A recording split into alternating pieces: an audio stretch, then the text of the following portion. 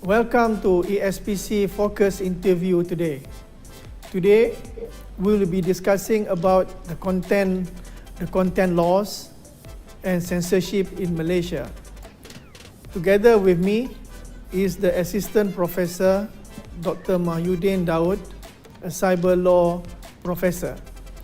And he is from International Islamic University, Malaysia. Prof. Mahyudin had written a book entitled Internet Content Regulation, which was published and available for online purchases.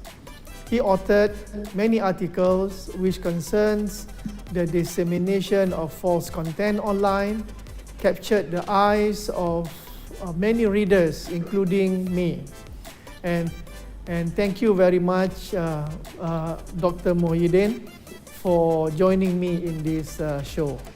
Thank you very much, Prof, for inviting me.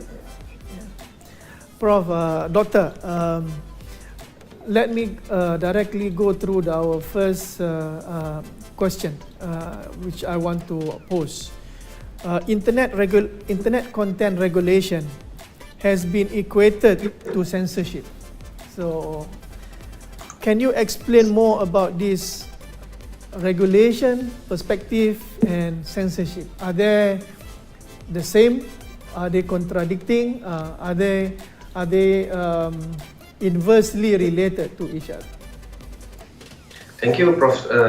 Jess, and thank you to all the audience for watching today's show. So I think this is a very interesting topic. Also can be a hot topic as well, depending on what kind of content we talk about.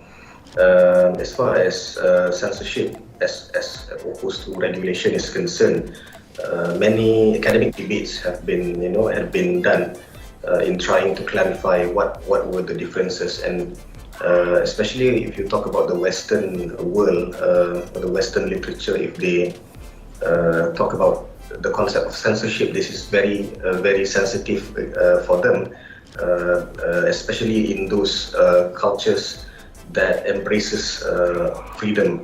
As they want as much freedom as possible. So, and the concept of censorship is something which sort of like becomes a sin for them.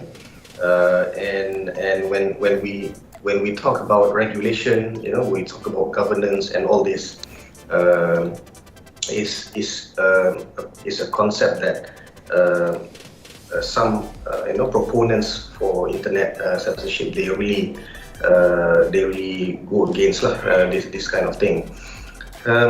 As far as the meaning of censorship is concerned, and the context that we talk about here is internet censorship. Yeah. So when we talk about internet censorship, we always think about in direct or indirect making limits of contents, meaning that you block certain content from reaching the end user. So if we refer to what we have in Malaysia, we have the Communication and Multimedia Act. That is the mother law for the communication and multimedia industry in Malaysia. If we look at Section 3, Clause 3, we can see that nothing in this act it shall be construed or shall be interpreted as allowing or permitting censorship of the internet.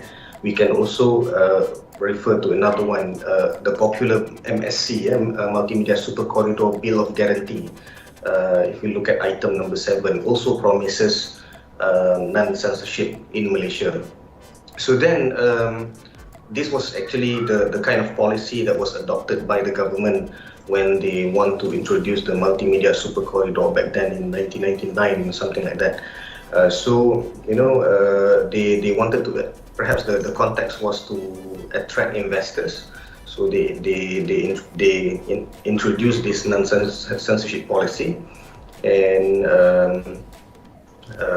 with the hope that more and more people from all over the world will come to Malaysia to invest and to not only just invest for facility for the internet, all the architectures and all that, but also to bring in more investments to the country.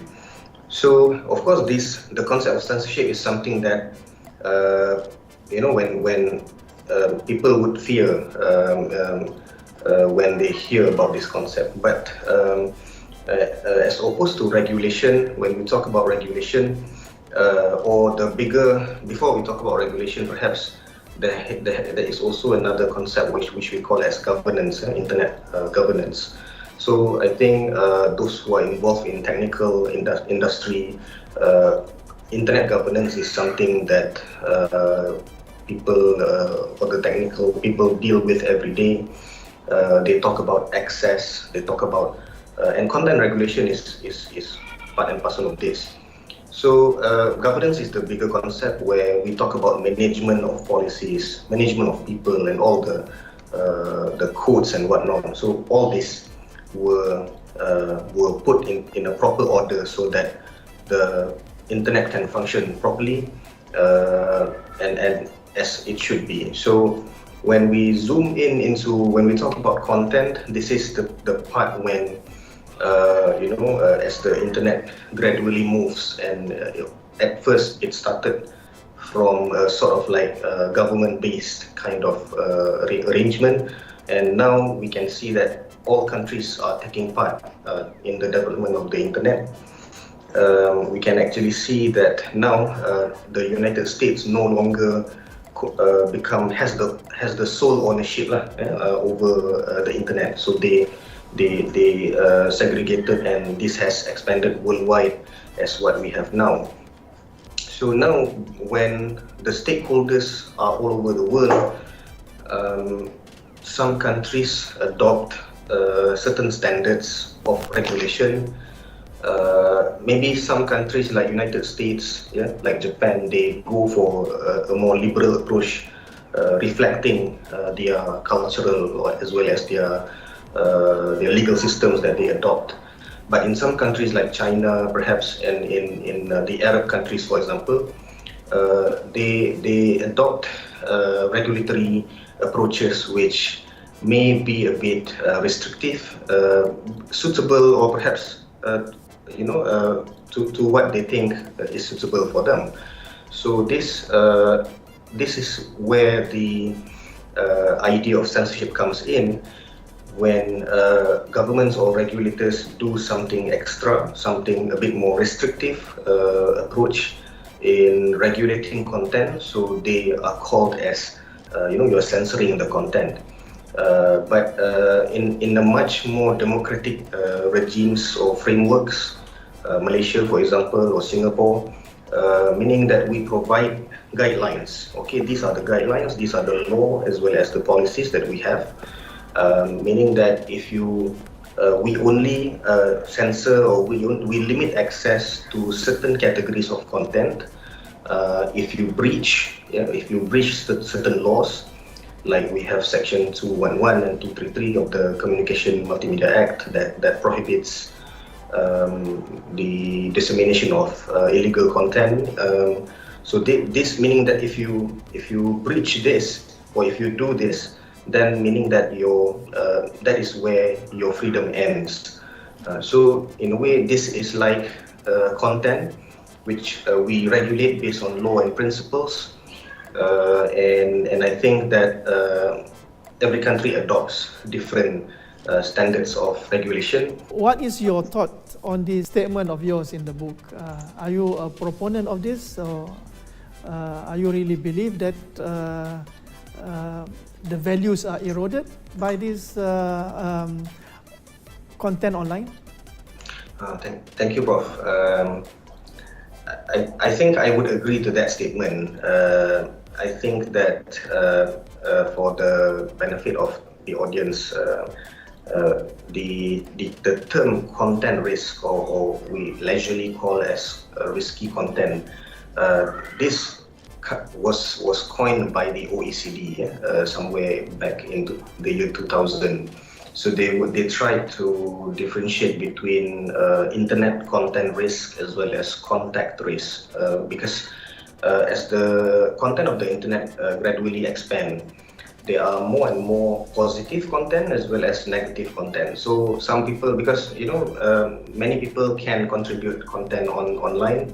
I think nowadays the speed is even more, double, triple, where just anyone can contribute anything.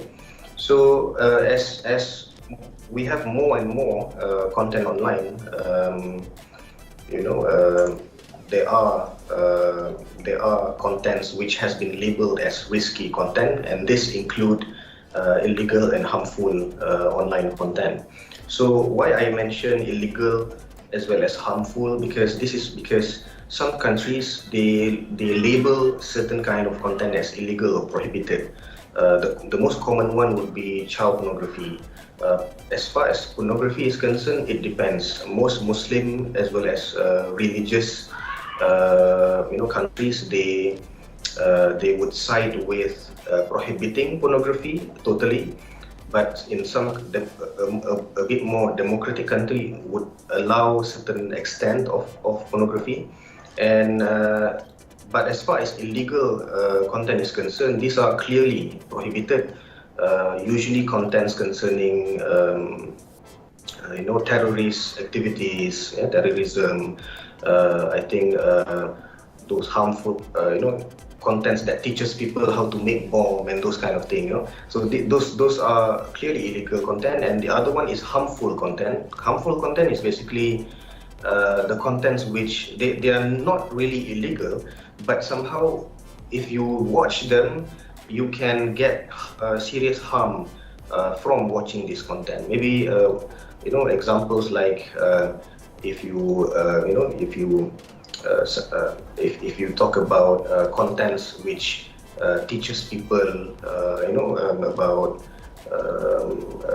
fake news can be said to be under illegal content, but it depends. If you talk about fake news which amounts to misinformation, were true but was interpreted in a wrong context, so it becomes misinformation. It's not really fake news in the sense of people really intending to cheat or trying to deceive people. So misinterpreted kind of information, so it becomes harmful. So in a way, on the internet there are so many kind of content that can fall under harmful content, harmful category. So when as I discussed in my book, and this book was written somewhere in 2019, it was published, and we didn't know that in 2020, just 1 year after, then we have this COVID-19 pandemic. So the coming to this COVID-19 pandemic, we already have been like 1 year plus staying at home. We know that the children, especially at home, they have to look at the screen. There will be more and more screen time, so it really depends on what they watch on the screen. As far as the online schooling is concerned, I think these are something which has to be done, but you can also see that teachers share many online materials from YouTube. I think there's not really any issue about what the teachers share. Mostly are contents relating to education, but knowing YouTube, which provides content based on your suggested preference, so they provide for the list of other contents. After you watch the school video, and then next they suggest some cartoons or whatnot over at the top right side. So this we can't be sure whether the children are truly safe in watching or or consuming this kind of content. So I think more and more screen time has proven, or has been. There were reports to say that if you are more exposed to the screen, then the chances are for you to be exposed to things which can dilute or reduce our ethical and moral as well as religious values can increase as well. So of course this depends on the preferences that we choose. So yeah, my take on this is that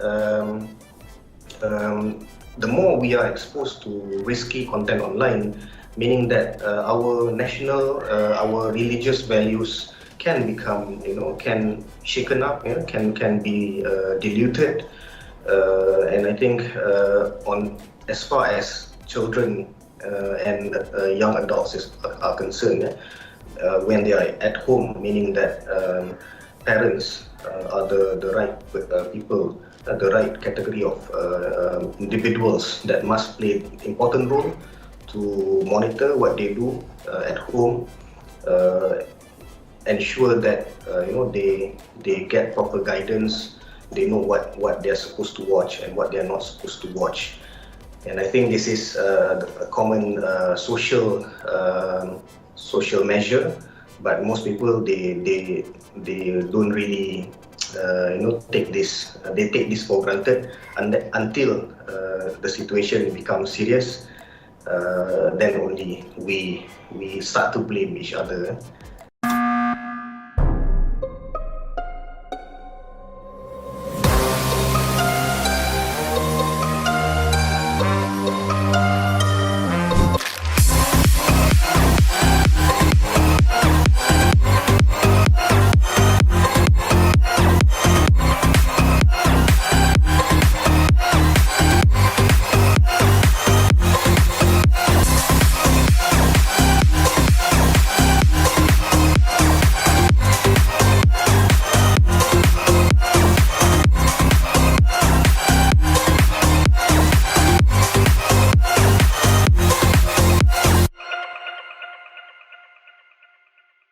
The discussion is getting more interesting now. So, and there is a need to balance between regulation and freedom of expression. I think this debate has been going on between regulation, censorship, freedom of expression. What would be the balance in your view? Generally, taking from my point earlier on, whereby when we talk about the expansion of internet, now we are already in the fourth industrial revolution, and then somebody is already talking about the fifth or the sixth IR already, and the internet is all the businesses in Malaysia, they are expanding their business to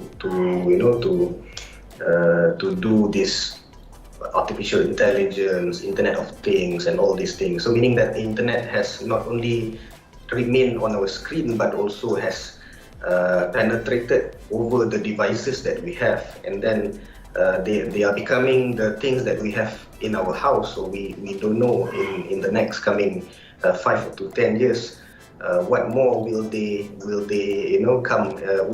do to be part of our life. So I think seeking for balance is key to ensure that we know that there are risks that we need to manage. We look back at the concept freedom of expression or freedom of speech, I always say. It's a right, it's a human right that has been enshrined in many international legal instruments. I think as far as Islam is concerned, Islam is the earliest international document, which is the Quran, as well as the earlier books, already recognize freedom of expression. We talk about shura and all those things, but when we come to the international or the what we call as the international law, instruments like Universal Declaration of Human Rights, ICCPR, International Covenant on Civil and Political Rights, and many other international documents. So we can find that this freedom of expression has been embedded as a basic human right. And as far as the internet is concerned, there has also been suggestions to include internet access as a basic human right as well in these modern days. But of course, this comes with cost and all sorts of arrangements that needs to be done at the national level. So, um, although we appreciate the human need to express ourselves, we can see that in these international documents, UDHR, ICCPR, for example, they come together with negative clauses. Negative here means with freedom, they also provide some guideline on how can the law be crafted to guide regulators if the regulators feel or the government feel that some restrictions need to be done to protect certain interests.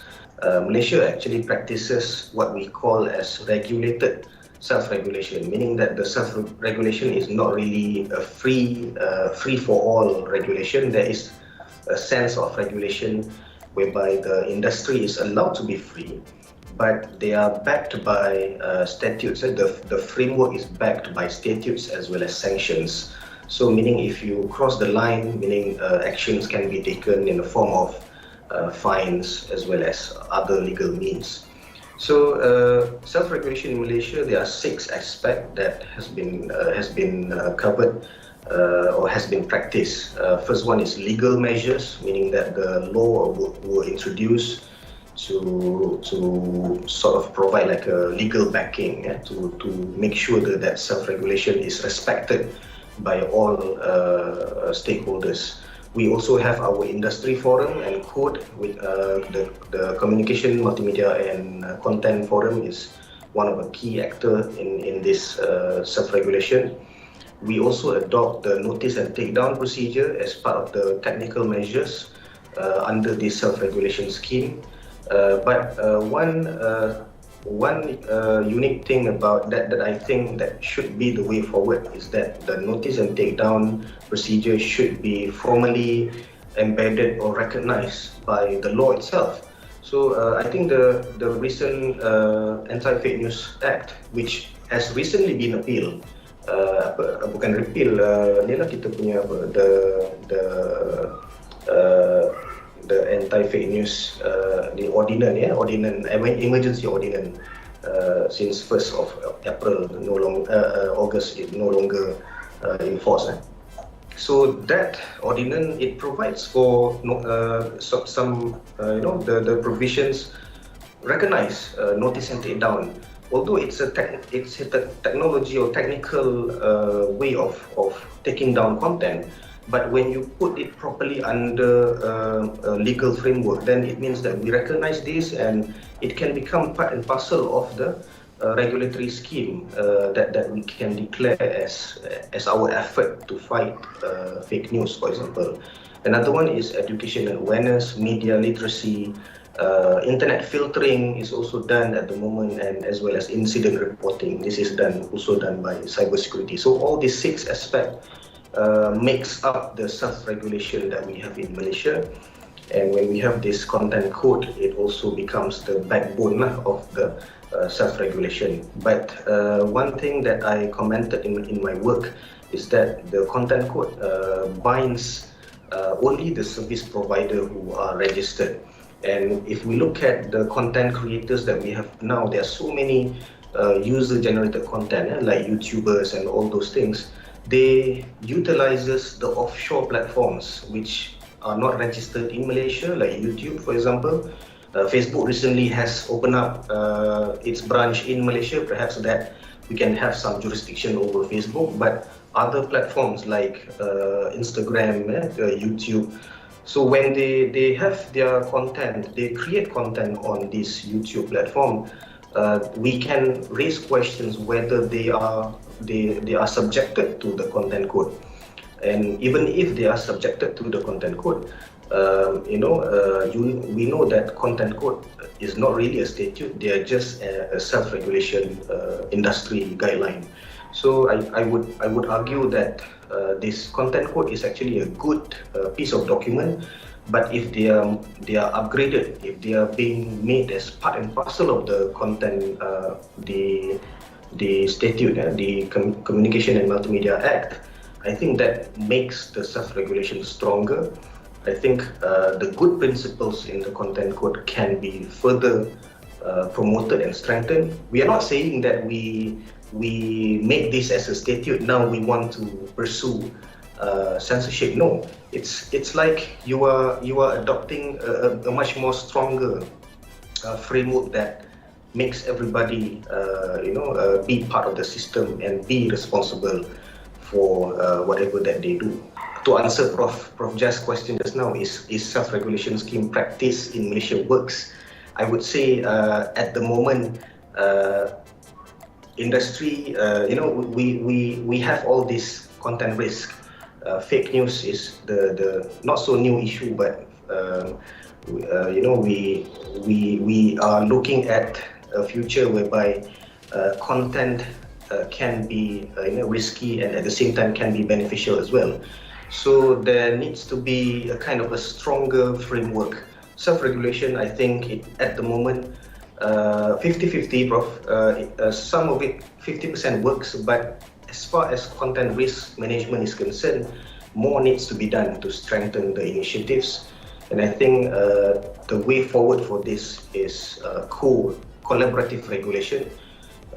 More parties, we're not just talking about the subjects of the content code or the internet industry. Everybody that becomes the stakeholders, parents, school, for example, needs to be part of the collaborative regulation framework. Thank you very much for watching this show. If you have any feedback or topic that you are interested to know, email us at the email address shown on the screen. Lastly, stay safe online and say no to scam. Thank you.